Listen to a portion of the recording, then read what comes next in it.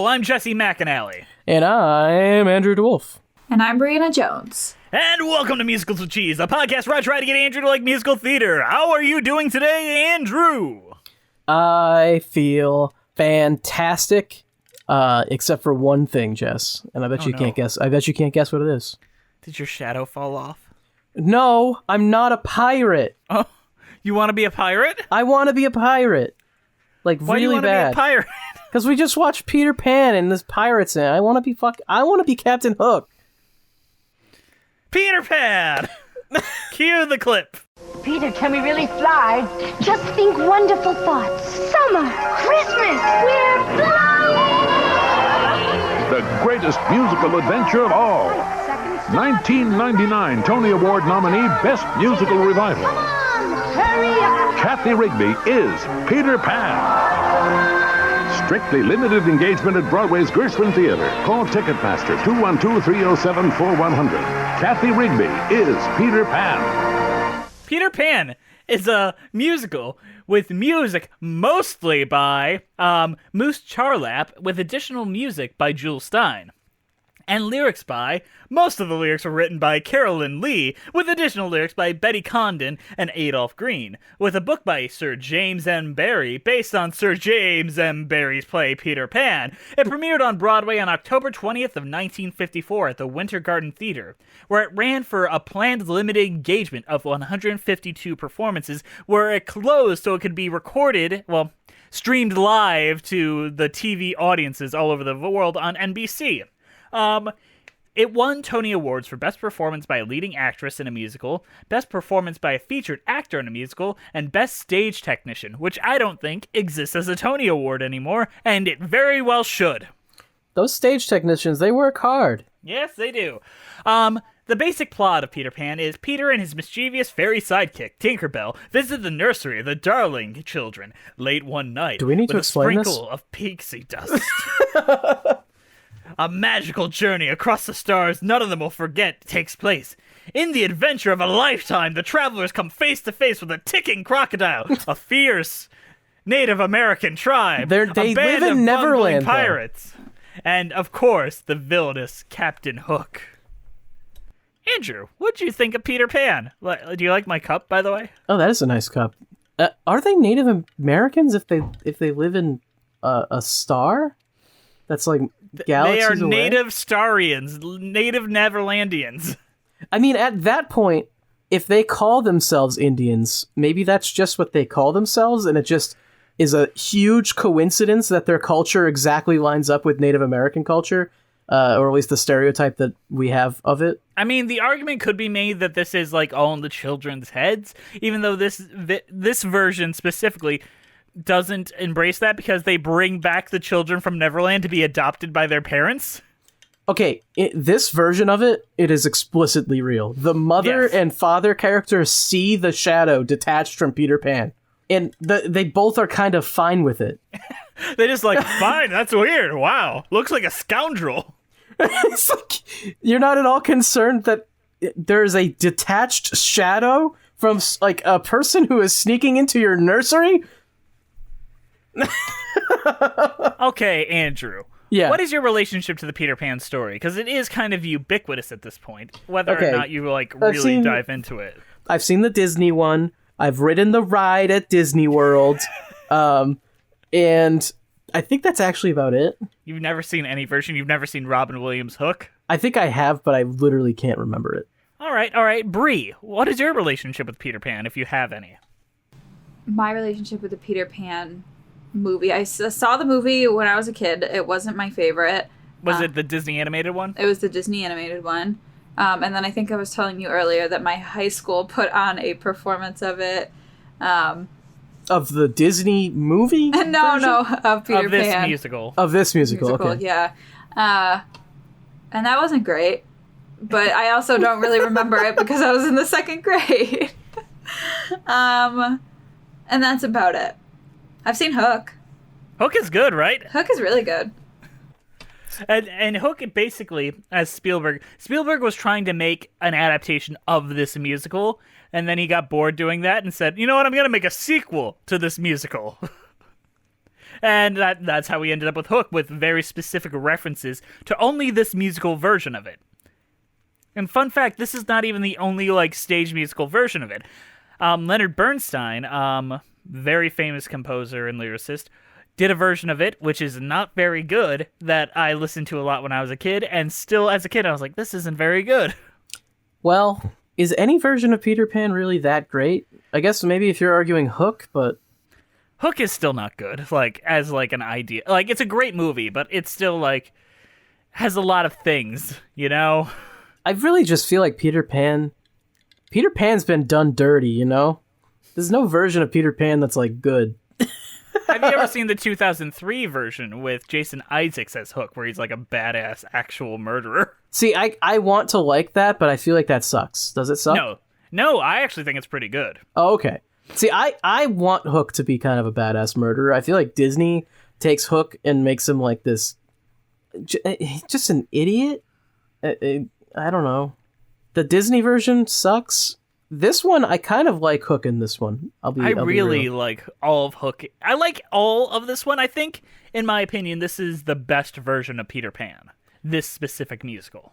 It is the iconic one. It's the one everyone remembers when they think of Peter Pan. This is it incarnate. I don't know. When I think of Peter Pan, I still think of the animated Disney film, but I don't think so. Like, I think on a mass, like, when people think Peter Pan, they think of Mary Barton and the NBC Live telecast, which was the first NBC Live musical ever. So They did it like every couple of years live. Like, they went onto the stage, they performed in front of cameras, and it got streamed to homes everywhere as it was happening. And we have recordings of that. And they went from black and white to color TV. In fact, the live streams were part of the reason why color TVs became so ubiquitous in homes, because you wanted to see the colors of Neverland and all that. And that was the original version of it. And then in 1979, Sandy Duncan had a Broadway revival, which was also very well received. And then in the 90s, you had this Kathy Rigby production, which is what you watched, which I loved as a kid. And I saw live and got to meet Kathy Rigby, and was like one of my first theater experiences, and it was really fucking cool. I think as a show for kids, this is actually really good. Yes. And I think that's interesting because most shows for kids are pretty bad. I don't know, or at least they're very much critically panned. Whereas it seems like this one maybe not. Oh, also, now that it's just hitting me, Happy Thanksgiving, everyone! This is posting on Thanksgiving. Wait, and really? I bet you're wondering what this musical has to do with Thanksgiving. Oh, we'll get there. I mean, there's Native Americans in it. Yeah, there are Native Americans in it. Happy Yes. Thanksgiving, everyone. And pirates, which honestly, pirates have a lot to do with Thanksgiving as well. Look into the history of it. Mm-hmm. Happy Thanksgiving, everyone. I'm actually just lying. Don't look at... Chris Columbus was a pirate, if you think really hard about it. White slaver? I mean... That's not a pirate. Actually, I think it is not a pirate. But that being said, like you said, this is an actually really good musical for children. It doesn't take that many deviations from the Peter Pan story. It doesn't do anything like crazy insane with it. This is the ultimate classic musical in a way where it is actually timeless. There isn't those weird things that's like, oh, that's such a 50s musical thing. Okay, yeah, like in other shows for kids, like the SpongeBob musical, as much as we've said that it got more hate than it deserves, 10 years from now, that's going to be, like, dated as fuck. Yes. Name me another musical that still kind of works 60 years later. Oh, boy. I mean, every one that we've talked about that's, like, 60 years old, there's so much stuff in it that's, like, yikes. Oklahoma, Carousel. Okay, I mean, I guess let's just go right to it. There's a little bit of yikes in this one. Just a tad. But I feel like Peter Pan as itself has become so ubiquitous that you know about those yikes things in the content of it itself. And you really can't. How do you remove it? You know, I feel like you literally, in other ones, it's like, man, this doesn't need to be here at all. But in this, it's like, I feel like you can't remove the yikes stuff from Peter Pan. How do you I feel like get we need the context of what the Yikes stuff is. How do you get rid of the Indians? You can't. I don't think you can. I think you can. The movie Hook outright ignores the fact that they exist. They don't bring them up. That's fair, but that's also not Peter Pan. That's not the Peter Pan story. That's Hook. It's a different thing. Mm-hmm. The 2014 live telecast with Allison Williams and Christopher Walken tried very hard to fix it. So they had someone from an Indian tribal nation come in as a consultant. They translated the entirety of the song Ugga Wug, which Yikes. Yikes. Was the original title and song for the Indians. And they translated it into Ohe, which is actually Indian, Native American, language. Well, which tribe, though? Who gets to decide what tribe? Yeah, that is fair. Who gets to claim the tribe of the Neverlandians? And we'll talk even further. Pan, which we've laughed about on this show many a times, about having literally a Nirvana song in it. Oh, that's what that one was. Yeah. They literally just made all the Indians white people. Rooney Mara, literally the whitest of white human beings, plays Tiger Lily. That's probably the worst way to go. And Peter and the Starcatcher made them just a multicultural, religious sect. That is what they... And I thought that was a really smart way to go around them. But yeah, see, the problem with the whole Indian thing is at this point, it's like a childhood cultural thing. Like even what was that movie Parasite, where the kid was obsessed with Indians. It's like a different thing than Native Americans, but it's entirely racialized, so it sucks.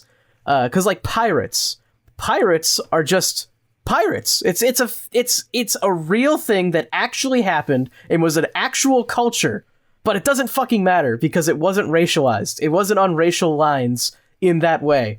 But you can't do that with Indians, because even calling them Indians is kind of a racist thing. I remember in the Disney movie they literally referred to them as slurs, the Disney movie. The Disney movie is fucking the fact that they allow the Disney movie and then they go and they're like, oh, but Song of the South doesn't exist.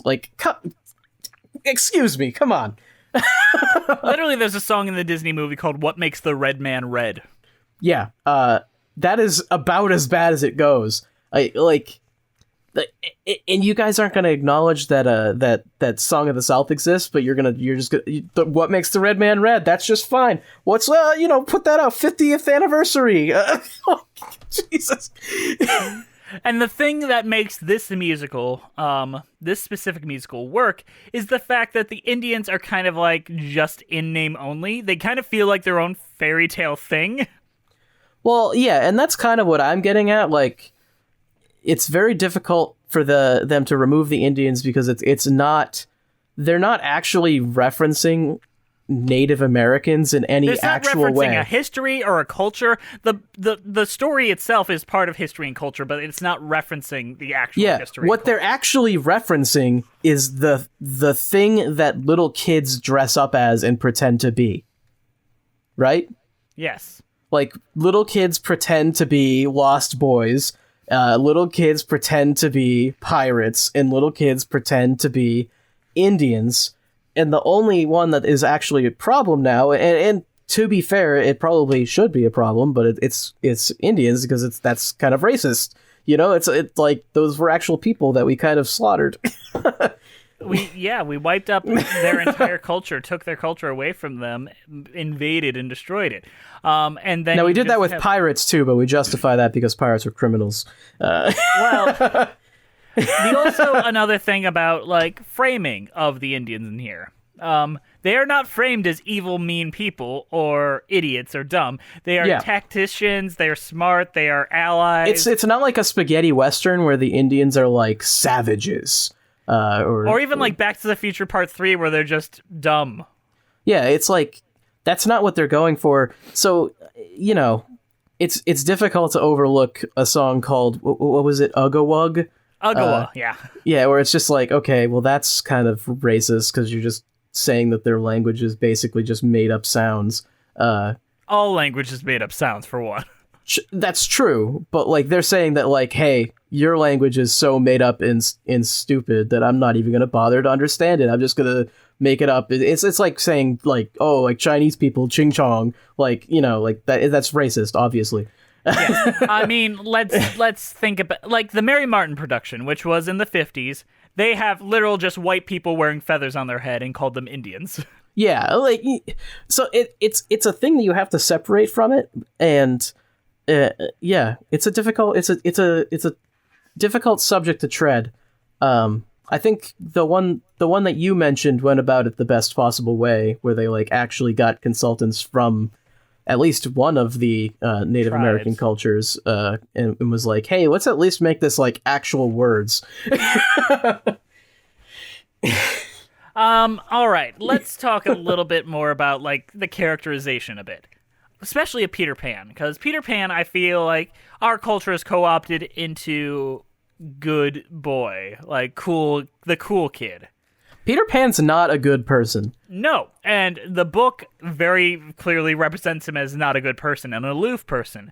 Like, in the book, Peter Pan, when the Lost Boys get older, because Peter Pan is the only one that doesn't grow up, he either takes them out and kills them because they got too old, or they escape Peter Pan and become pirates. It's Peter's aloofness. He's like Patrick Bateman. Literally, he is Patrick Bateman. Now, I kind of always interpreted, in a way, the pirates as being former Lost Boys. Because, like, where else do the pirates come from? You know, like, it doesn't make sense. And I know that it's supposed to be, like, Neverland No One Ages, but, I don't know. I never really thought it made sense that these pirates are just kind of there. You know? I think... Yeah, I don't know. It doesn't make sense. So it kind of has to be that way. Mm-hmm. It's interesting because Peter Pan is a sociopath. He really is. Well, I mean, what would you call him in like a Dungeons and Dragons game? He's a lich or like someone who seeks immortality, in a way. Yes. He also actively thinks he's the greatest guy in the world, and it's creepy. Like, you know, like literally, and there's an entire song about how great he is. I'm so awesome, and I gotta make noise about it. And everyone's like, you're being an asshole. And he's like, I don't give a care. I'm Peter Pan. I can do whatever I want. I'm so cool. Well, I think he's kind of like, he's an actual little kid, and little kids don't care about other people. Yes, and let's take a look at the Disney one. The Disney one has a little of that, but he's also responsible. The Disney one, quote, he is just the hero. Like, that's it. Yes, he is hero boy. And in Hook, as much as I like Hook, and I think it's an okay movie, he's just a guy. And they never talk about his, like, deeply insane values held as a kid. And it would be one thing if he was just a kid, but he's like a kid that, like, murders people out, like... Let's talk about the story a bit. His whole thing is he's a child that flies around with a dagger. Like, yes. There's like 3 defining traits of Peter Pan. He has the ability to fly, he doesn't age, and he has a dagger. Let's talk about all 3 acts, because this is a very rare 3-act musical. Yeah. Honestly, you can't even really tell, I guess, unless you're looking for it. I don't know. Well, when you see it in a theater, there is an intermission, 2 intermissions. Which is probably good for little kids. Yeah. And this is a short musical. This is only like an hour and 45 minutes. It is super, super short. Yeah, but, you know, like, when you have children in the audience that are probably like I gotta go to the bathroom. Yeah, you know, it's a good idea. I think that's a good idea. But let's talk about Act 1, where basically Peter comes in, invades this house to get his shadow back, and just kidnaps 3 children. But don't forget, man, there's that big dog. Yeah. Nana, their nanny. Yeah, they have a furry that takes care of their children. And he lives the furry lives in a doghouse inside their house. I liked the whole beginning part, except for when they find the shadow. I always thought that was weird. But how does the mom find the shadow and is just like fine with it? She's like a little bit worried, but she's like, oh, just someone's shadow, I guess. Let me put it in a drawer. Well, the dad has to get to his business dinner. There's important things on the line. Yeah. I don't know. That's a little weird. What about the part where Peter Pan just hears that Wendy's brother's kind of mean sometimes and fucking kicks him while he's dead asleep? Yes. Well, Peter Pan's the hero. He's a real, like, fucking white knight. Well, his goal is to get Wendy. Is Wendy right? Yeah, Wendy is the girl. Okay, yeah. I couldn't remember if I was thinking of the daughter's name. That's Jane. That's God. Jane. Okay, Peter Pan's entire goal is to bring a girl back to Neverland to be his mom. Yes. Everyone wants Wendy to be their mom. The pirates want Wendy to be their mom. It's really weird. Bree, will you be our mothers and knit us pockets and tell us stories? Yes, boys. Wendy's totally fine with it too, which is kind of the she's weirdest like, part. I love having these boys look up to me and need me. I love being needed. Isn't that what women are supposed to do? Grow up and be mommies? Yeah, but they're not even growing up. They're just asking her to be a mommy right now. Yeah, literally, be a mother. Also, I'm not quite sure that is the only thing girls are supposed to do. Yeah, I know. That was me But then making a joke. No women jokes are allowed. allowed to make jokes. No Yeah. jokes allowed. Women Yeah, can't make Andrew. jokes. They're not allowed to be comedians. Women aren't allowed to be funny. Not allowed. Neither are men. Neither, you know what? Jokes are over until we get this whole thing sorted Jokes out. are canceled. No more comedy. I'm done with it. Oh boy. All right. So Act 1 ends with the pretty cool effect of Peter flying all over the place. I think that looks really good. The flying looks fantastic. I don't know how they made it look so good. You can't see what they're hanging from at all. Like, it's... And like, the way that they fly looks so natural. At least, comparatively to what it could have looked like. I think that's mostly because they chose very wisely with their choice in lead. Kathy Rigby, great singer, like you have to admit, like her singing voice is top notch. And she's also a gymnast. She is very flexible and can do some pretty crazy things with her body. I like when every one of them is flying and like the only one that's really doing anything is the lead. Is Peter Pan. And Because kind of she's the only one that physically can. Yeah. And the other ones are just kind of like, Wow. Where she's like flipping the fuck around and bouncing off shit. I want to say, I don't really want to use my time here to talk about this musical I have a nostalgic childhood feeling for, and talk about the 2014 Christopher Walken Allison Williams travesty. But Allison Williams does her best there, but my God, she does not know how to handle the wire work. Like, she gets stuck upside down a couple times. oh no! She does not know how to distribute her weight with those wires and such, so it comes off very badly for her. You would have thought they would have like trained more for that and like prepared better. Well, the thing is, no amount of training can really get you to do everything perfectly, unless you're like an Olympic like gymnast, the way that Kathy Rigby is. Okay. So Act 2 is mostly about the pirates and the boys wanting to be have Wendy as a mother. Yes.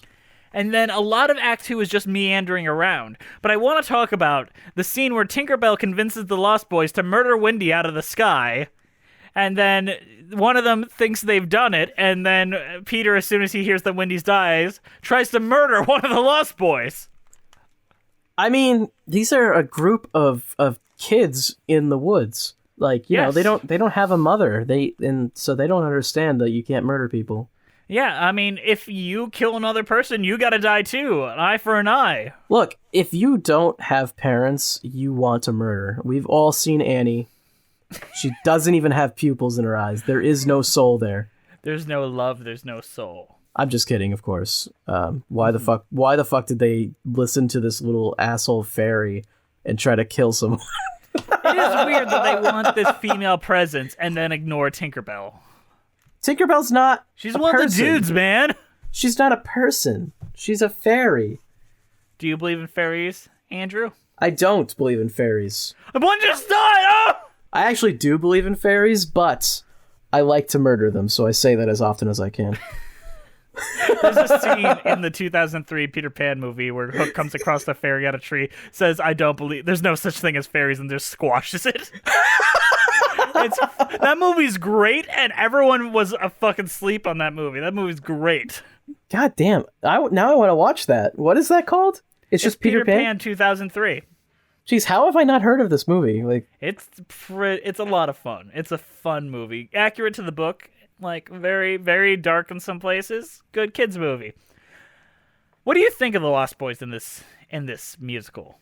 I honestly don't have much of an opinion. They have, like, these comedic elements where they just talk to each other and it's meant to be hilarious. I don't think that they're very funny, and I don't really particularly remember any of them that well. They're all just the twin ones. You got the soiled slightly soiled. Yeah, I mean, I don't. Pissing and shitting yourself is not a character trait. I'm sorry. Neither is just being fat or being a twin. Being a twin is a character trait because that means that you're either the good one or the evil one. So, but Andrew, we need to talk about how Hook tries to trick them into eating a cake. That's his big plan. Hook in this is great. Can we talk about Hook? Let's talk about Hook. I like Hook in this a lot. He is the goofy version of Hook, which is fine. I don't hate the goofy version of Hook, which is like, you know, he's just a little bit of a dummy. But I think that he is fun and menacing enough that he actually has an impact. Right. And yeah. And this continues the trait of having the father character also play Hook as both like I think that's always a good like trait, and I feel like the only version that's ever not done that is the 2014 Christopher Walken version, where they just have the guy that played Smee played the father because Christopher Walken couldn't be fucked. Christopher Walken's like, yeah, I'm not. No. Have you watched the clips of that, Andrew? Yeah, he's something. he's doing his best. Can we get some audio clips from that right now? They found a mother. Oh, it's nice to have a mother.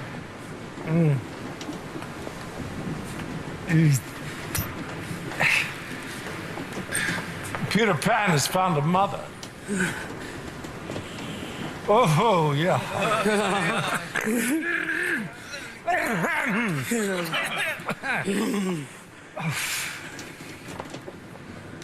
The game is up. All right, Chris. Man, that was cringeworthy, wasn't it? Chris, you doing okay out there? And literally the line he was waiting for was, the game is up. It's like the most cliche line in the entire show. And he's like, oh, what am I supposed to say? What was it? Oh. That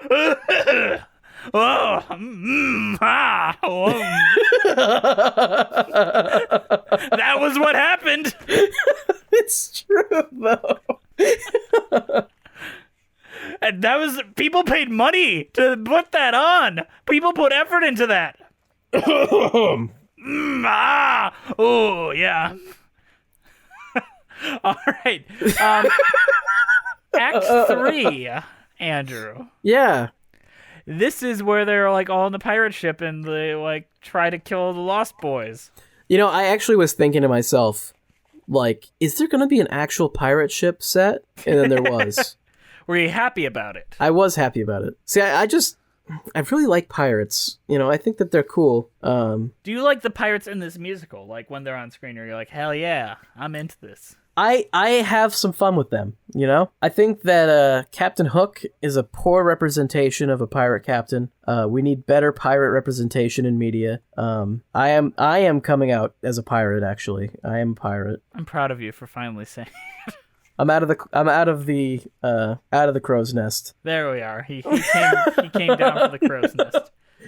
I think this is actually the best scenes in the show. It's on the pirate ship.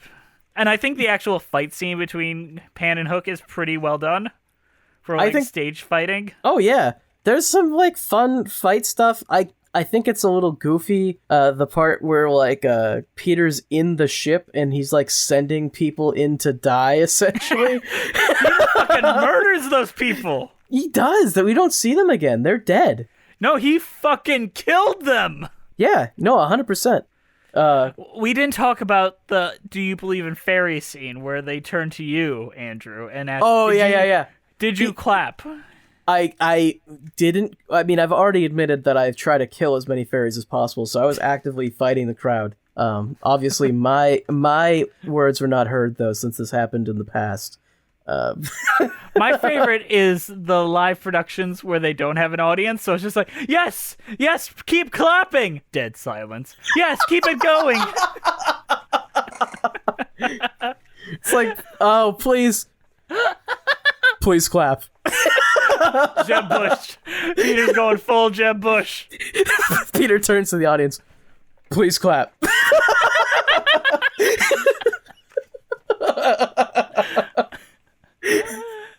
Can we talk a bit about how they bring home all the Lost Boys and just assume that their parents are gonna fucking adopt them? And then they do? Yeah. No, fucking get out in the streets. Go to the workhouses. Oh my god. You want to be here so bad, I don't have to take care of you. That's what we have workhouses for. Are there no prisons? Are there no workhouses? We're on that line between Christmas and Thanksgiving. So we need to start bringing in the Christmas material now. Oh boy. They already got Christmas music on the radio. Come on. Ebenezer Scrooge. No, they adopt them all, and it's a very happy ending. It's like when Daddy Warbucks adopts the entire orphanage at the end of Annie. That didn't happen. That doesn't happen in Annie? No. Oh my god, that's crazy. I thought Annie was like a masterpiece. No, President FDR says, we'll find houses for you and homes to adopt you all. Remember, the president made the promise. You guys have money to rent these homes, right? Oh, you don't? Get out of my sight. Can't even get up to kick you. I won't be bothered. Well, yeah, because he's in a wheelchair. No, he always pretended he wasn't, though. Yeah, well, that musical will tell you differently. He's just chilling in a wheelchair the entire musical. Doesn't Daddy Warbucks hate him? I mean, what do Democrats eat? Shit? Yeah, and most of the time it looks like. Let's talk about the epilogue of this musical, which I think is super fucked up. No, with the epilogue? Yeah. All right, why do you think it's so fucked up? Where Peter comes back thinking it's been like a week, but it's been like 60 years, and he comes across an old lady Wendy. It's like, oh Yes. no, you grew up without me. And then she's like, I have a granddaughter. And he's like, I'm going to take this bitch instead. I think that this is one of the best scenes because it shows the true Peter Pan. It really does, though. Like, he does not give a fuck about Wendy as a person. He gives a fuck about that mother figure in his life, and only that. He just wants his mommy. And his mommy has to be underage. You remember in Company, the musical Company, where the plot line leads to them being like, Bobby, you're gonna have to want to be with somebody, not with just somebody. Yeah. That's Peter Pan. He's like Bobby. Like, he just wants a being there to be that mother figure. You're gonna have to be with some buddy, not just some mommy. If Peter Pan did grow up to be Robin Williams, does he have a mommy fetish? 100%. Yeah, he totally does. He watches so much incest porn. Like, that's what he does all day. His only category is stepmom porn. That's it. No, step is too far. It has to be real mom. It has to be blood related. I feel like they don't have that as a category usually, but You never know. It's a little too risque unless you're living in Alabama. Then that's just your neighbors. You get the binoculars out. You don't even have to go to Pornhub. But you know who definitely doesn't watch porn? You? The New York Theater Critics. We're about to go into our next favorite segment, the best segment on this entire show. It's time for Previews, where we get to compare our opinions with those of the New York Theater Critics. And For this one, we've actually broken up a bit. We're gonna see from like the 1979 production all the way up to the most recent production. So we've got a lot of ground to cover here, Bree. You know, there's no Ben Brantley here, I've noticed. There is no Ben Brantley here. Did he have nothing to That's excellent. say? He did not say anything about this show. You know what they say, if you don't have anything positive to say, just don't say anything at all. Then obviously you're not Ben Brantley. Yeah. Okay. The New York Times critic Walter Kerr says of the 1979 production, Peter Pan, for all that Mary Martin and television were able to make of it, was never exactly a landmark musical in Broadway history. It was a patch job, be nice, and call it a patchwork quilt. But there is trouble. In the long second act of 3, it's simply this. Barry's plotting, my God, am I going to defend the plotting of Peter Pan, and the little psychological contretemps that developed between Peter and Wendy have been ditched or mentioned cursorily and tossed away.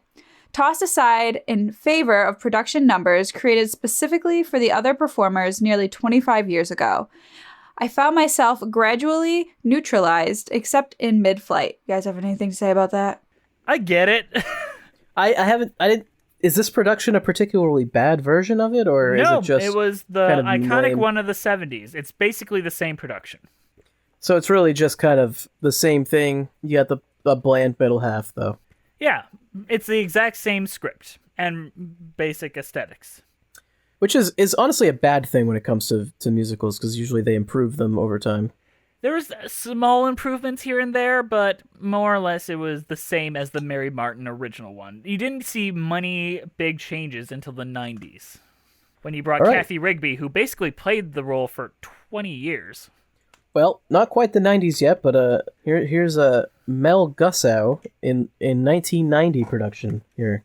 Peter Pan is the musical that never grew up. It is locked in a time warp in which children can dream about breaking loose from their families and searching for lofty adventure, and adults can feel nostalgic about their lost dreams of childhood. When Peter Pan persuades Wendy's and her brothers to fly with him into the world of the Lost Boys, in a Jerome Robbins aerial ballet, children in the audience may feel a similar surge to the open windows of experience. I wouldn't talk about children feeling a surge towards open windows, but... My thoughts exactly. That is such a weird... That's the reason why I picked this specific excerpt. It's such a weird... Like, it's technically going to be the most positive one we've got here, but it just reads so creepy. It kind of reads like, wow, your children will want to die as they watch this. They're going to leap out the window. I kind of want to say the third one now, because this Sure. one is such an anecdotal one. It's so weirdly like about this dude and his kids, and you never see that in the New York Times. Is this like a blue checkmark style review, like where it's just a little bit? Me and my 5-year-old kid just, oh my goodness, you'll never believe what they just said. All right. I'm gonna do this one, Bree, and I'll let you alley oop it in the end. New York Times critic Peter Marks says of the 1998 revival, "It was during the Ugawug Indian number that the little girl in the rainbow-colored cardigan turned and flashed me an A-OK sign, so I knew she was a white supremacist." No, this was 98, not Yeah, 2000. you're right. I might have been quick to suspect her as an audience plant by the Peter Pan public relations people, except she was my own daughter. My pleasure was observing their pleasure. For a parent, there are few experiences more exhilarating. And of course, it took me back 100 years or so to the first time I saw Peter Pan.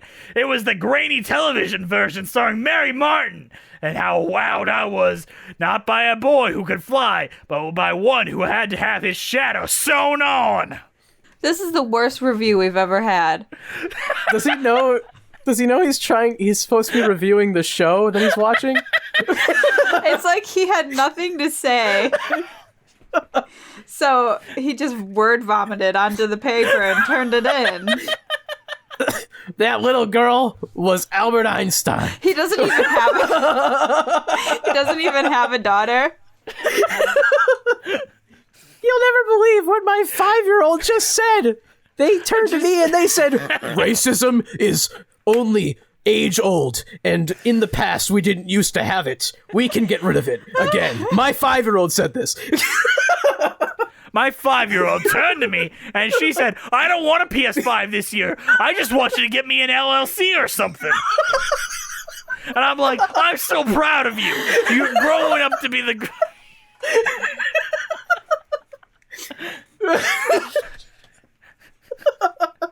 My 5-year-old turned to me and she said, does Jesus touch himself? And I'm like, I'm so proud of you.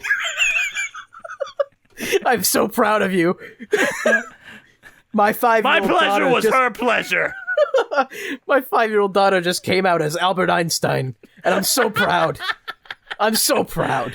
She gave me the 2 okay signs as if to say, the white race is superior.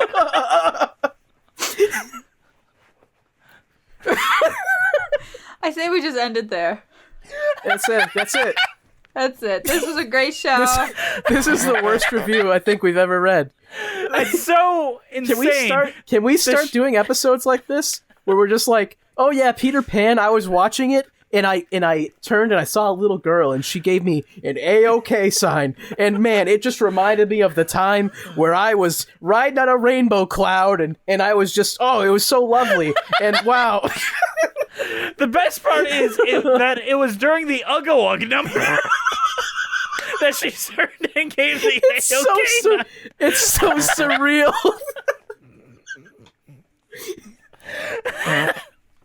The New York Times published that in an actual newspaper, guys. It was during the Ugga number that a little girl gave me the OK sign in a rainbow-colored cardigan. If that came out today, you'd be like, oh man, there's little kids that are Nazis.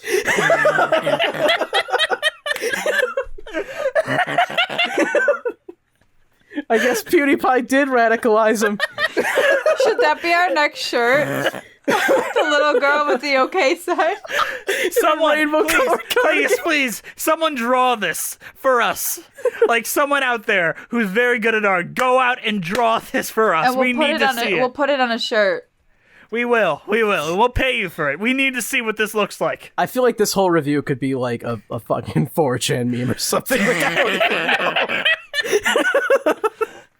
My daughter turned to me and said, why does the people hate President Trump? Don't they know that he's what God chose? And I cried. And we was both so cried. Dude, did you see that video I sent you earlier on Twitter? The girl made the TikTok and was crying. And she turned to me and cried, what's going to happen to our Second Amendment rights? My 5-year-old, I'm so proud of her. All right, happy Thanksgiving, everybody. We're just gonna leave. We're done. Hey guys, how about we go into a mid-show announcement? Oh boy, mid-show announcement? Yeah. Sure thing. Hey guys, today's show is brought to you by the extremely kind donations by our donors over at Patreon. Patreon's this great place where we got a ton of free shit. Well, not free. You got to pay for it. We got a bunch of stuff for you guys to check out. We got a Muppets podcast. We got the entirety of Fosse Verdon as a podcast. We got commentaries for all of December. We're going to have a new video every week, like our new commentary every week. You know what's really great about our Patreon? When you donate to it, a little girl in a rainbow cardigan sweater, as you're watching any of our content, will look at you and give you the A-OK sign. You will get that experience if you donate to our Patreon. You have to donate about $40,000, but if you give us that much a month, we will we will send you a little girl in a rainbow cardigan. Andrew, who is currently supporting us on Patreon? Melissa Goldman, Terry Needleman, John Donna, Max Lunig, Lily Ackles, Peasant Chick, Jess the Stampede, Ewan Cassidy, Taskier, Fire of September, Monica Thoreau, Mina Maniri, Brent Black, Haley Murray, Alice in Wonderland, B-Way Flicks, Nathaniel Stacy Coombe, Joseph Evans Green, Carrie Ahern, Irigale Drouet Whiter, Christine Malmedel, Cole Birchfield, Mary Lou Choquette, John Vanals, Holy Sticality, Russ Walker, Musical Hell, Emily Grace, Andrew Van Barson, Emily Stack, Tablam, Kyle Summers, Janae C., Kyle, Christina Francis, Jess A., Skylar, Liz Lim, Corey Wilmarth, Allison Stuller, Nothing is Certain Except Beth and Taxes, Elizabeth, Thespian, Ren Cullen, Wait in the Wings, Lady Malvolia, Spectacle Machine, Jacob Stroop, Rafael Martinez Salas, J. Asterix, Robert Benjamin, and Rochelle. These folks give us a little extra financial support that helps us keep the lights on here at Musicals with Cheese. If you'd like to join them in supporting us and get tons of fun perks such as patron-only commentaries, our episodes a day early or even earlier, come join us over at Patreon. People are going to start to think we're alt-right if you keep doing the okay sign. We're going to get pictures posted of us doing this. And the context matters, people. Context doesn't matter. If you do the okay sign, you are a Nazi. All right, guys, let's get on to the rest of the show.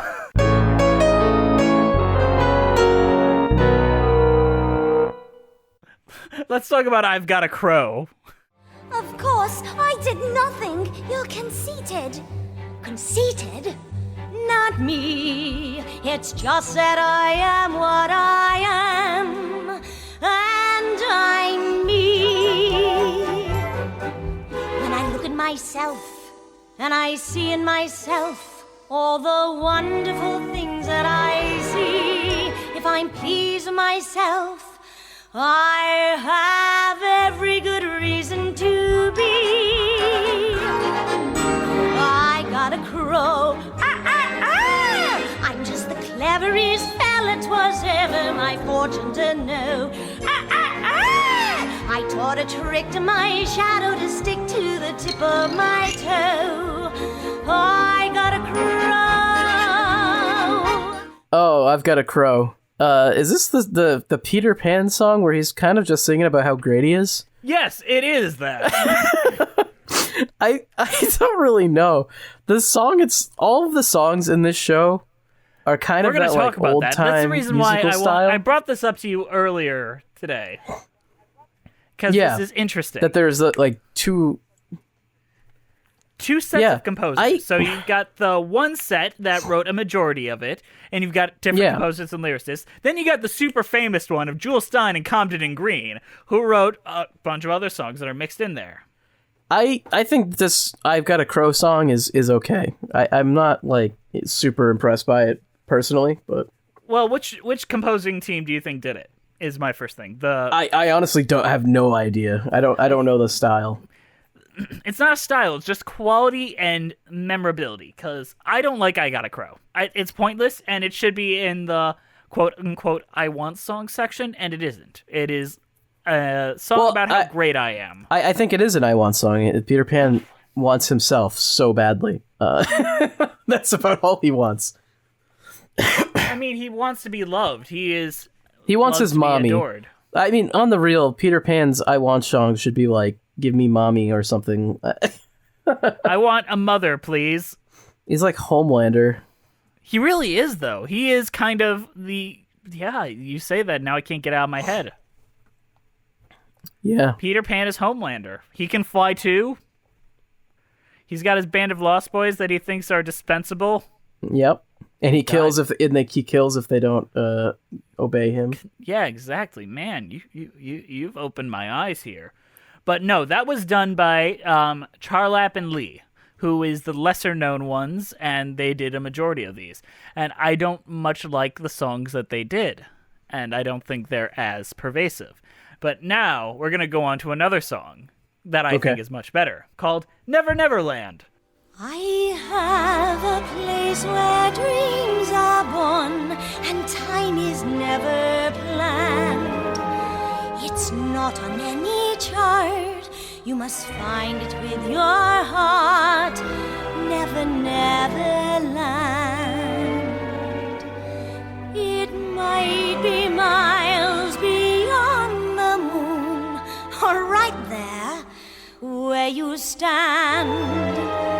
Just keep an open mind, and then suddenly you'll find Never, never land. You'll have a treasure if you stay there, more precious far than gold. For once you have found your way there, you can never grow old. And that's my hope.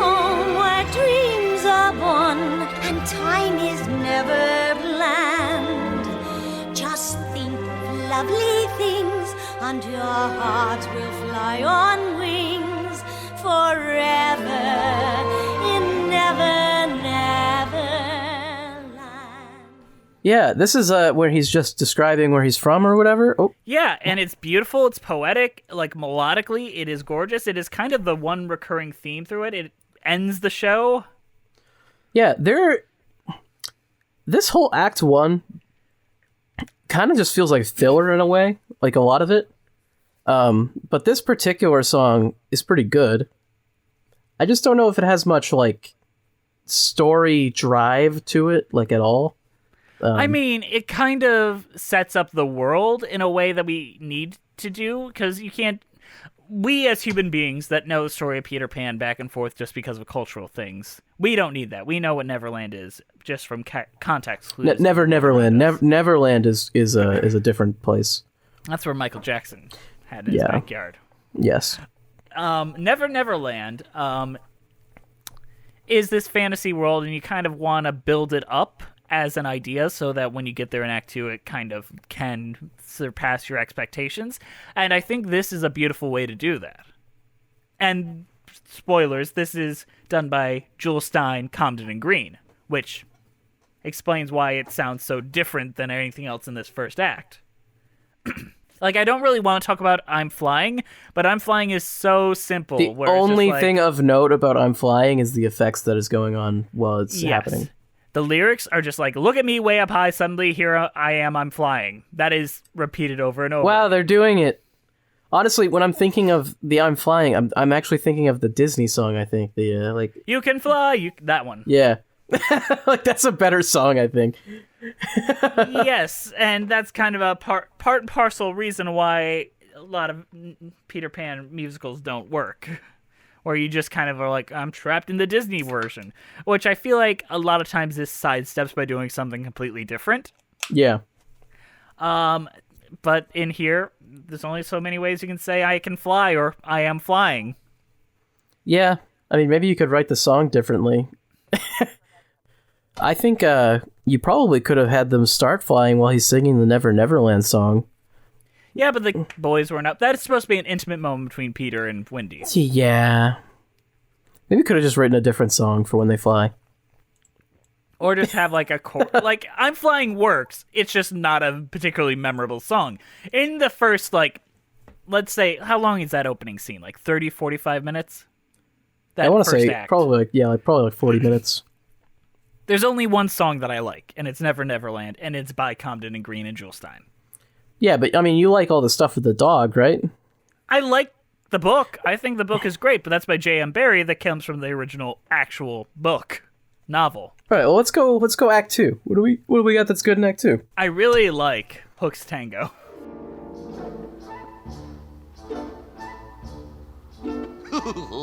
Unrip your plan, Captain. To cook a cake quite large and fill each layer in between with icing mixed with poison till it turns a tempting green. We'll place it near the house, just where the boys are sure to come. And being greedy, they won't care to question such a plum. The boys who have no mother sweet, no one to show them their mistake, won't know it's dangerous to eat so damp and rich a cake. And so, before the winking of an eye, those boys will eat that poison cake, and one by one they'll die. I think all of the stuff where Hook, like, calls up his band is hilarious. Like, the pirates are just always on the ready to play a song for him. Actually, now that I think about it, Hook's Tango isn't really a song. It's more like a patter of ideas. There's no melody. There's no, like, thing. He's just, like, kind of spitting out ideas. Yeah, but it's funny. It is fun. It is funny, but I think there's a better song in Act 3 that I think is the best version of it. You mean Hook's Waltz? Yes, we'll talk about that later. I think the joke keeps getting funnier, though, because the pirates are just ready to play music. They're just like... It is hilarious. But I think this Hook's Tango and also the Tarantella are both not as good as Hook's Waltz in Act 3. Hook's Waltz is the climax of the joke. The first two are kind of like, hey, we're setting it up, but it's gonna be big. Well, yeah, we'll talk about that later. But once again, everything in Act 2, except for a few decided differences, are mostly by Carol Lee and Moose Charlap. Act 2 feels a bit weak. Like, on the actual, I don't remember that many songs from Act 2. I do remember Ugga-Wug. I want to talk about one before there. We'll get there. Believe me, we can't avoid that song. We gotta get there. Okay. I want to talk about Windy for a minute. Okay. Let's be quiet as a mouse and build a lovely little house for Wendy. Oh, for Wendy, she's come to stay. Home sweet home upon the wall, a welcome mat down in the hall for Wendy, so that Wendy won't go away. We have a motto, we have a motto. Oh, what pleasure she'll bring to us. Make us pockets and sing to us. Tell us stories we've been longing to hear over and over. She'll be waiting at the door. We won't be lonely anymore since Wendy, lovely Wendy's here to stay. Now look sharp. What do you got to say about this one? This is another Jules Stein, Comden, and Green one. It is melodic. It is an actual verse, chorus, verse musical number. Yeah. And it works in a way where you kind of understand the reason why people want Wendy around and their goals for her. Whereas in the book, in the novelization of the novel of Peter Pan, they keep saying, I want to have a mother just because I want to have a mother, because the idea of motherhood is so appealing to lost boys and people that don't have parents. Which kind of works, but also you get that Oedipal feeling from it, especially because Wendy's so in love with Peter and wants to kiss him at every turn and all that. Which there is that Oedipus complex side of that, where I think this song does a good like league of work to get you to feel the innocence of it, where they describe the specific things they want from Wendy, which is we want her to tell us stories, make us pockets, and be nice to us and help us to guide us, which is missing throughout all the other versions. And I feel like this does a good league of work towards that. So you think it's better to have actual reasons and not have it just be, I want mommy? Yes. I want mommy drink milky and penis. No! You can't just drop a Pete Buttigieg quote right in the middle of the episode. All right. Ugga-Wug. One more. What? You got another one you want to talk about? This one's actually famous, and it's me giving Charlap and Leah credit for what it's worth. Okay. So Charlap and Lee wrote I Won't Grow Up, which is probably the most famous song from this. Not me. Not me. I won't grow up. I won't grow up. I don't want to wear a tie. I don't want to wear a tie. Or a serious expression. Or a serious expression. In the middle of July. In the middle of July. And if it means I must prepare to shoulder burdens with a worried air, I'll never grow up. Never grow up. Never grow up. Not me. Not I. Not me. So there. Never gonna be a man. I won't like to see somebody try and make me. Anyone who wants to try and make me turn into a man. Catch me if you can. I won't grow up. I won't grow up. I will never even try. I will never even and try. I will do what Peter tells me. I will do what Peter tells me. And I'll never ask him why. And I'll never ask him why. We won't grow up. We won't grow up. We will never grow a day. We will never grow a day. And if someone tries to make us, we will simply run away. We will simply run away. I won't grow up. I won't grow up. I promise I won't. I promise I won't. I will stay a boy forever. I will stay a boy forever. And be banished if I don't. I've never heard of it. It is so prevalent outside of this musical that I heard it like 45 times before I even saw this musical. And I saw this musical when I was very young. I was like 4. It's the only one that has had a life outside of this, and also kind of does a good league of storytelling effort for Peter Pan. But it's also completely superfluous and kind of useless, because we've already set up Peter Pan doesn't want to grow up. Yeah, we set that up like literally the first time we met him.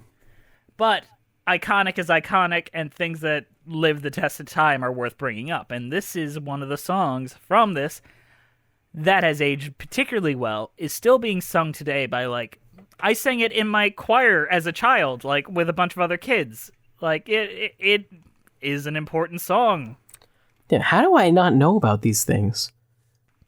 You didn't grow up as a theater kid, like, literally a kid put into theater. I must grow up under rocks or something. I've never heard of this song before I watched it. I mean, yeah, but it was pretty famous for my time. But also, I was kind of always in that world. All right, can we talk about fucking Uggawug now? Yes, we can talk about Uggawug. What's that?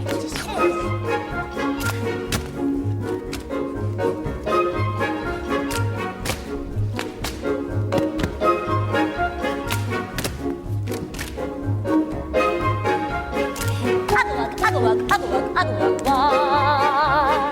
Uggawug, Uggawug, Uggawug, Uggawug, wah. Uggawug, Uggawug, Uggawug, Uggawug, wah. Whoo! Uggawug, Uggawug, Uggawug, Uggawug, Uggle, Uggle. When we get in trouble, Uggawoo, there's just one thing to do.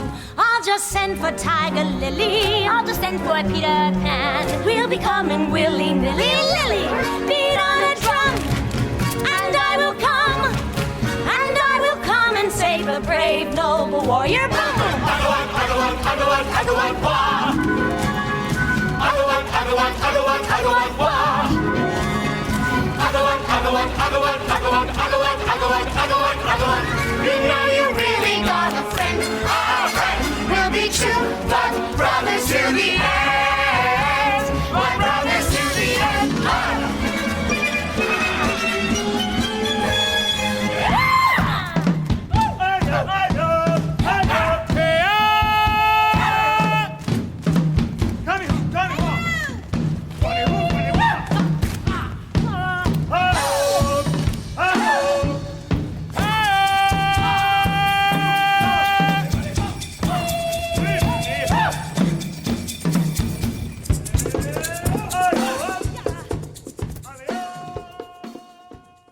I like all the drum stuff. It's cool.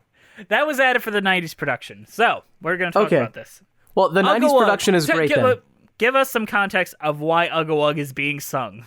Oh God, is there context? The Lost Boys and the Indians have a treaty thing. And yeah, they're gonna have a peace pipe and all that. Yeah, and they're gonna help fight the pirates. Yes, and this song was the basically we're friends now song. Yeah. I honestly don't have any real opinion on the Uggawug thing. The Uggawug isn't a thing though. Yeah, other than don't Uggawug. What? Don't do that. Don't Uggawug. The drums are cool though. I like all the drum stuff that they did in the version that I saw. Yes, and that was a 90s edition because Stomp had just come out, and they were like, we want to do that in our thing. Wait, what came out? Stomp, that musical, well, not really a musical, that review where they just bang on trash cans and shit. Damn, I don't know that. Can we talk about that? It's just a bunch of musicians up banging on trash cans. Is it like Blue Man Group, but like earlier? Yes, it is exactly like Blue Man Group. Okay. Not as much fun as Blue Man Group. Blue Man Group's kind of cool. This is kind of cool. I like the whole drum thing. I think it's cool. I think it looks incredible. Like, it is great. And I wish they would keep it in other productions, but also it's probably racist in ways that we don't even know. You know, Ugga Wug's a really racist song, guys. If you're going to have a song called Ugga Wug and you're worried that the drum part is going to be racist, like, come on. You just get out of here. But in the more recent Christopher Walken production, they do change it up a bit to be a little more progressive. Yeah, we talked about it. What do they call it? Oahe? Oahe? I think that's it, yeah. What does that mean? Well, let's find out. Actually, Bree, can you look up what the Indian translation lyrics in the most recent production of Peter Pan, what it means? I'm interested to see what the lyrics they came up with for this song mean. That is a good point, and something I have not even thought about, because they were kind of like jerking themselves off about, like, we hired all indigenous people, and then we had an indigenous like reference to make sure that we were doing this the best way. We wanted to make sure our racial stereotypes were as accurate as possible. Yeah, we want to make sure our stereotypes are accurate.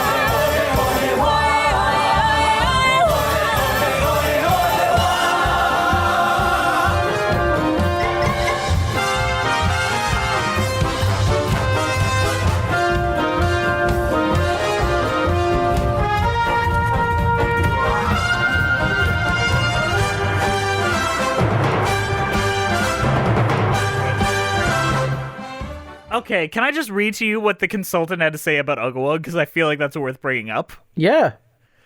All right. So he was asked about his relationship between coming into this new Peter Pan production and being a consultant as the Native American person. He said, "I'll tell you exactly what I helped address. There were 3 things that I was able to bring to the table to help reconstitute the piece. The first thing is the opening rhythm. There's a very clear kolengo that's done with the strings in the very opening that sounds drum-like, but also sounds stick-like, which is actually accurate to the northeastern part of the country with Indians. We adjusted the accents of these constant eighth note beats so it sounded more like Iroquois smoke dance rather than the stereotypical 1 2 3 4 1 2 3 4 1 2 3 4, you know, that kind of thing. So we adjusted the opening rhythm so it sounded more authentic. It's a small cleanup." Then the person asked, "But it's moved the rhythmic from being generic and so stereotypical to something specific and therefore authentic." So that is more what they tried to do. And he said, "The trick is, to be honest with you, most Americans aren't going to know the difference, but at least we do. Intellectually, we know, and musically, we know. There was a small adjustment. It still sounds a little stereotypical. That can't go away because we are also preserving the integrity of the original compositions, and those original compositions were very stereotypical. But they weren't just stereotypical about Indians. They're stereotypical about all things they address within Peter Pan. That's musical theater. That's something that we accept about musical theater. Musical theater thrives on stereotypes and all that." The next example I have is what I call the Indian breakdown in Ugga Wug song. It's really campy British musical theater song, and then it has the Indian breakdown where the tune goes like, you know, where it's like, that part.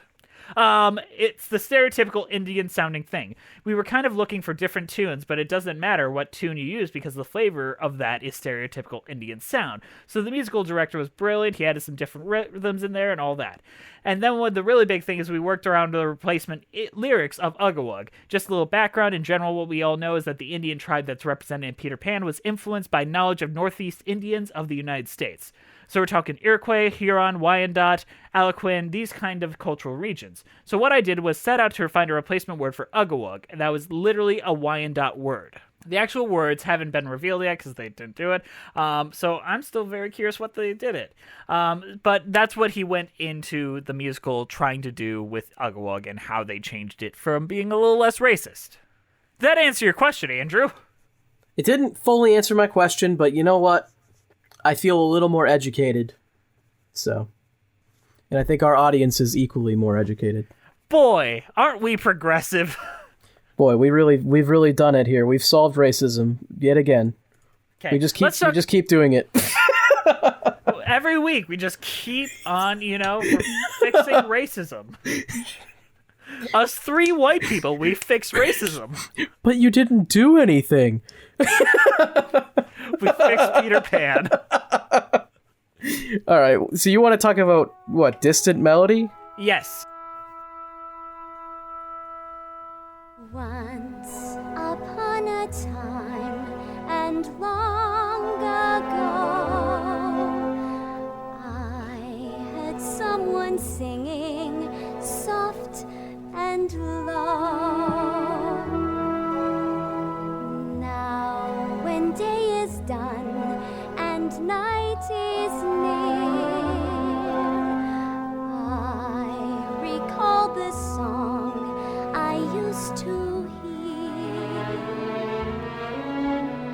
My child, my very own, don't be afraid, you're not alone. Sleep until the dawn, for all is well. Long ago this song was sung to me. Now it's just a distant melody. Somewhere from the past I used to know. Once upon a time and long ago.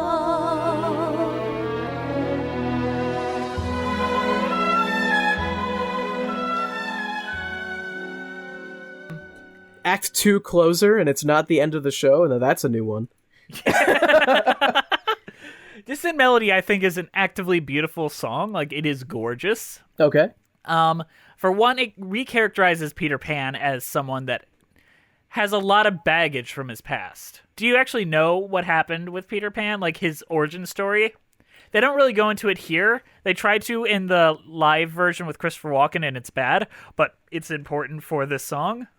Didn't he, run away, and then he thought that his parents replaced him? That's what they did in this song, isn't it? Yeah, so he runs away as an infant. Tinkerbell finds him, takes him to Neverland.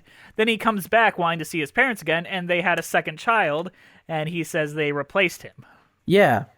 So he's literally, a selfish idiot? Yes. But I guess we knew that. That characterizes this song where he's nostalgic for his actual mother and remembers his actual mother. Yeah. So really the villain is Tinkerbell. I mean, that's always been the case. Even in the Disney movie, she partners up with Captain Hook. Yeah. But Tinkerbell, actually kind of kidnaps a baby. Yeah. It's even weirder in the movie Hook, where she's played by Julia Roberts, and she's adult Julia Roberts kidnapping infant Peter Pan and then falls in love with infant Peter Pan when he becomes Robin Williams. Wow, that's nice. What do you think of the song, Andrew? I don't mind the song that much. I kind of question the placement of it a little bit. Just as this... I mean, I guess when you have a 3-act show, it's weird. I kind of imagine this would be the Act 1 closer in a traditional show, the way they have it set up, but it doesn't, I don't know, it doesn't set up anything. No, it doesn't. It's just painting Peter Pan's backstory and trying to make you feel a little sorry for him. Yeah, which it doesn't do a great job of, because as anyone other than a small child watching, you're wait, his parents probably didn't replace him. He was in Neverland. They probably thought he died. I would be very interested in an adaptation of Peter Pan actually addressing his relationship with his brother. I mean, he probably went back and killed his brother at some point. That sounds like something Peter Pan would do, to be honest. You replaced me! Ah! Stab him with a fucking dagger in the night. All right, the final song we gotta talk about is Captain Hook's Waltz, which is the only Captain Hook song written by Comden and Green and Jules Stein, and it is the best Captain Hook song. There's the swiniest swine in the world. Captain Hook, Captain Hook. Who's the dirtiest dog in this wonderful world? Captain Hook, Captain Hook. Captain of villainy, murder and loot. Eager to kill any who says that my hook isn't cute. It's cute. There's the slimiest rat in the pack. Captain Hook. Who? Captain Hook. Who's unlovable? You. Who's unlivable? You. Whose existence is just unforgivable. Who would stoop to the lowest and cheapest of tricks in the book. Tricks in the book. Slimy, slimy Captain Hook.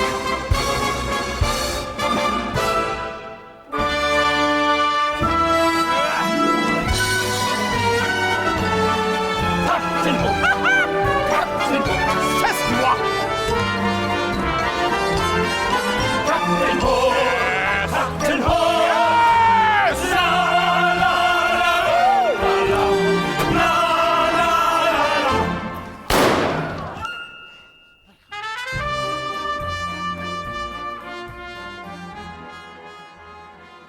It's like actually a pretty good one. I like it. It's great. It just Captain Hook. Captain Hook. It's good. In this wonderful world, Captain Hook. It kind of gets you like really pumped up about Captain Hook. It really like, does. Right before he dies, which kind of stinks. Yeah, it kind of does. And he like voluntarily dies in a weird way. Yeah. It's just like, man, we're really going to let Peter Pan win? Like after we just got that song about Captain Hook? About how fucking awesome that's the last like non-reprise of the musical. Yeah.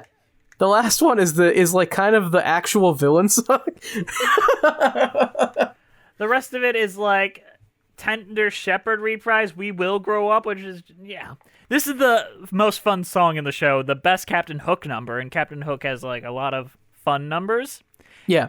And the epitome of why the Comden and Green and Jules Stein songs work so much better than all the rest. If you look on the actual Peter Pan Wikipedia page, I was shocked to discover that all the songs that I liked were the Comden and Green Jules Stein ones.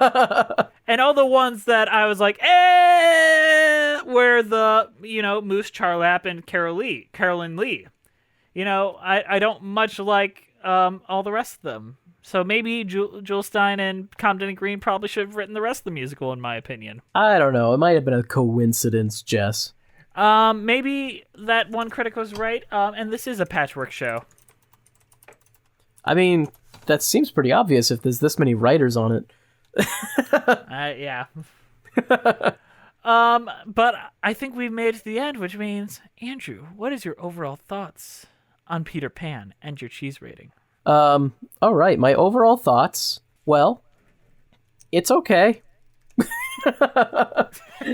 I mean, if you have like a little kid, they'll probably enjoy it more than you will. If you have a little girl in a rainbow cardigan, I mean, I guess they're gonna really enjoy it.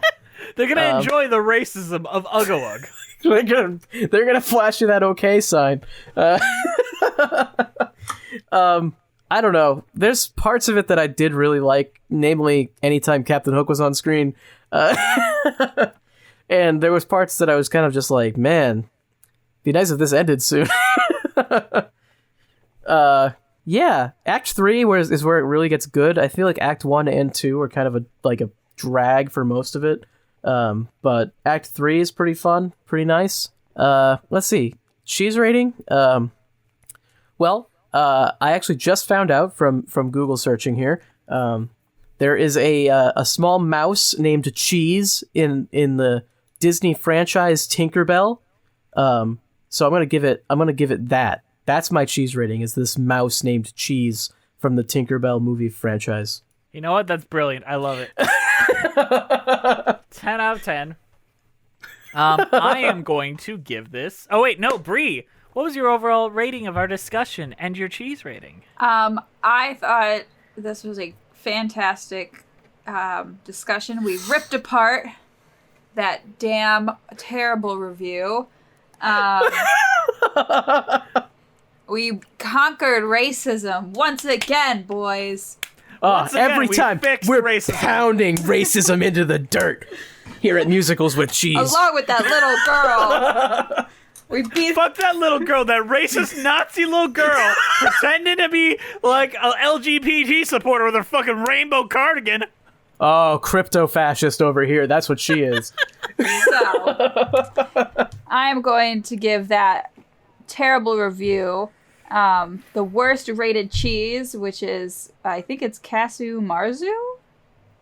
And that's it sounds like it tastes terrible. It sounds horrible. I think it translates to rotten cheese. So that's gonna be my review, or that's gonna be my cheese rating this week for that mainly for that awful review.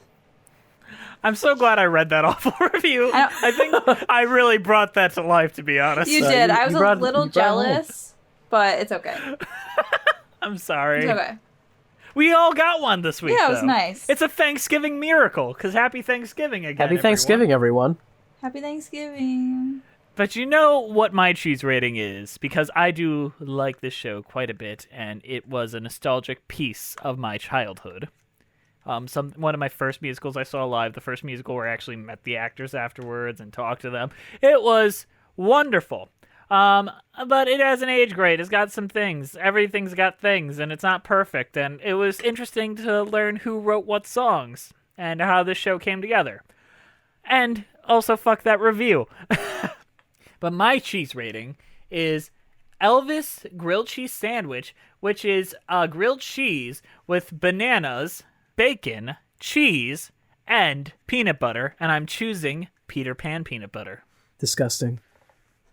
That actually does sound disgusting. I'm just going to throw that out there. Oh, yeah, that does sound good, but I wanted to squeeze Peter Pan peanut butter in there somewhere. Peanut butter. But do you know what isn't disgusting, Andrew? Our beautiful patrons. Our beautiful patrons. Thank you guys for listening. Please follow us on iTunes, Spotify, Stitcher, Musicals with Cheese. Leave us a review. Talk about how we solved racism. We just keep doing it. We're doing it again and again. Every week, we just... Follow us on Twitter at Cheesy Musicals, Patreon Musicals with Cheese, Instagram Musicals with Cheese, YouTube page Musicals with Cheese. Our patron-only podcast is Glee with Cheese. Our emails, musicaltheaterlives@gmail.com. We have a transcriber for this podcast, and she's lovely, Masha Litvinova. We love her a lot, and we're so glad to have her on our team. Our title card is created by the amazing Jolene Casco. Instagram her at Jolene Casco. Our keeper of the cheese is the wonderful Juliet Antonio. Thank you, Juliet, for constantly keeping track of our cheese ratings, because God knows we're not going to do it. This show is produced by the amazing, the wonderful, the sweet, the kind, the wonderful, it's fucking Brianna Jones! We love her so much. Thank you to the Broadway Podcast Network for having us on the platform. You know what? You're welcome, Broadway Podcast Network, for solving racism every week. We keep doing it. We're the only ones out here solving it. We're not just talking about it. We've solved it. Just for the record of actual reality, in the bio of every single one of our episodes, please donate to Black Lives Matter. In these times, there's probably going to be a lot of people that need that. Because we are actually not solving racism by talking. No, we're about not doing a goddamn thing. We're honestly just hurt. Honestly, if anything, we're hurting the problems out there. We're hurting racism, fellas. That you heard it from Jess. He said it. I guess like solving racism is a lot like hurting racism. All right, guys, do we have anything else left to say before we wrap this up on this beautiful Thanksgiving morning? Happy Thanksgiving. Happy Thanksgiving. Agua, agua, agua, agua, agua, agua, agua, agua. Oh boy. All right. We have unsolved racism. It's Yeah. Oh no, racism's back. Oh, get away. All right, guys. We'll see you next boy. time on Musicals with Cheese.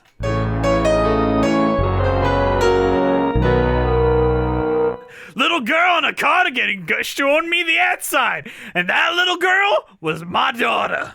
Would you believe that? My pleasure was watching her pleasure.